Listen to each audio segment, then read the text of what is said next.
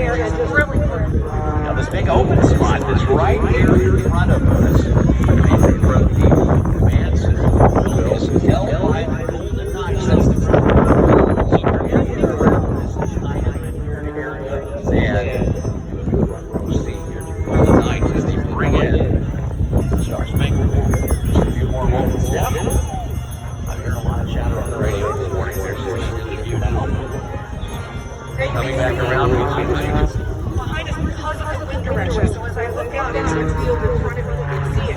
There's a lot of American flag, one of the four leading banners. In fact, the Braves themselves. You can see how far back to count for the wind direction. These jumpers are they have their plan. And a lot of folks, they say year after year, they know.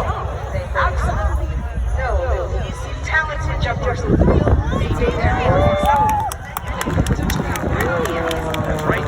The banner is unfurled. You soon hear the voice of New York State Park Police Officer Michael Villanueva singing our nation's national anthem. Watching now the 16 Park Airlines. Officer, please take it away.